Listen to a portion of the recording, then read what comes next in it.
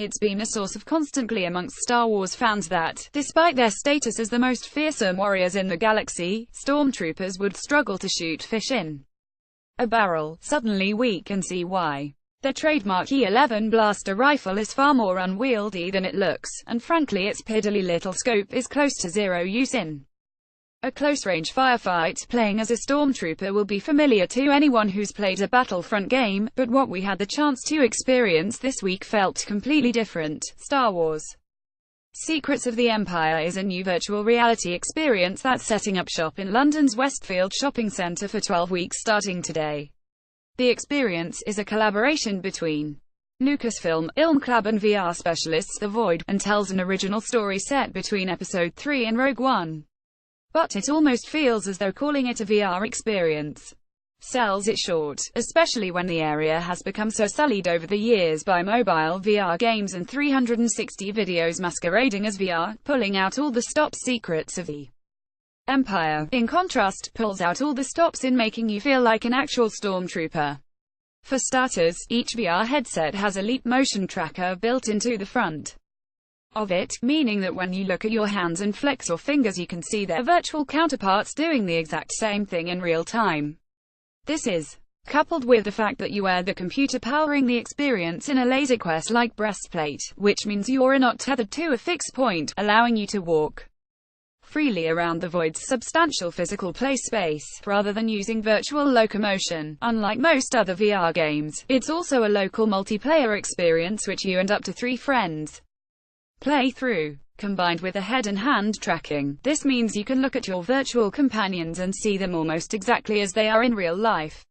You can even half-eve each other physically, although the slight lag introduced by the leap motion means you'll have to be careful with your aim. At every turn there are more small details to discover, all of them subtly implemented in a way that betrays how expensive they must have been to include.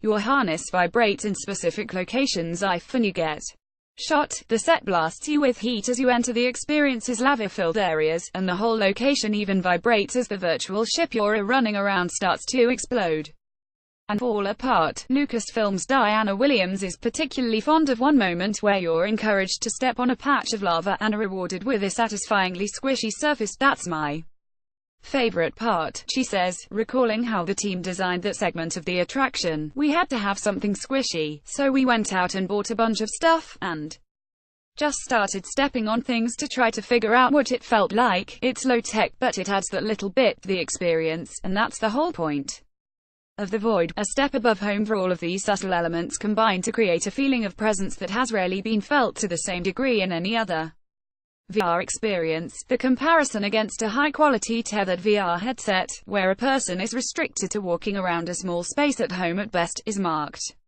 That's not to say the Void experience takes up a great deal of space, but not being tethered to a PC means that after you've turned around a couple of times you completely lose track of what direction you're facing in, allowing the space to feel far bigger than it actually is.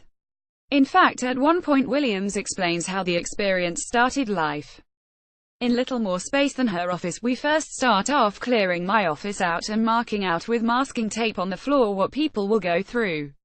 So we all walked through it with post-it notes marking out, here we get guns, something happens, figuring out what could we possibly do in each room, she recalls. This is VR at its most feature-packed, but all these disparate elements are combined together in a way that feels much more like a finished product than a lot of what's on the market at the moment. Despite the fact that you're literally wearing a computer on your back, the construction of the harness makes it feel little more inconvenient than a hay-filled backpack. And the headset is built into a helmet that feels like a finished product rather than a prototype. Cool though the tech may be, it's a get-up that's impossible to look stylish in. Yet, the team emphasizes that they didn't use this massive list of technology just because they could, but that they instead drew upon what they needed based on serving the story. You look at VR over the last several years, it's been about the gadget. The Void CEO Chris Plummer explains, we integrate a lot of components that we can buy and some that we develop ourselves to achieve an effect that we really want to emphasize in the story itself.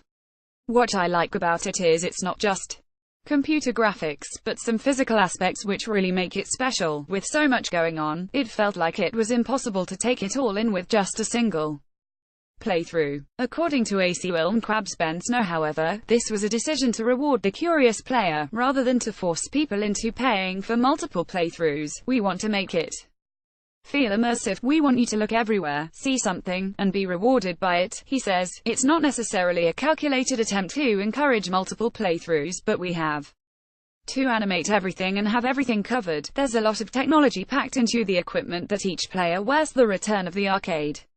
The experience was so full-featured that it's easy to wonder whether this is VR's future. Speaking at the E3 gaming show earlier this year, veteran game developer and early Oculus investor Cliff Bleszinski shared a similar view. It's going to be location-based entertainment, and then the rich friend who has it at their house for the foreseeable future.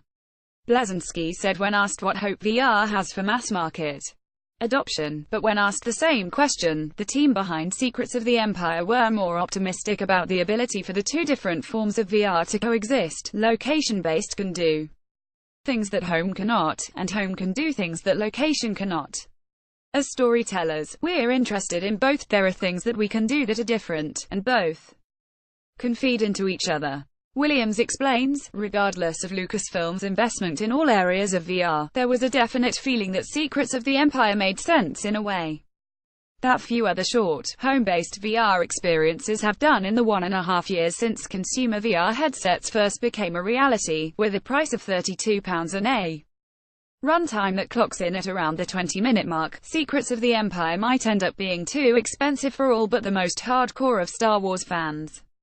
But anyone prepared to pay the price will get a tantalizing glimpse at virtual reality's bright arcade future. Shadow of the Empire opens today at the Westfield shopping centre in London and will be running until March 12th. Want to try out VR at home? These are the best VR headsets around.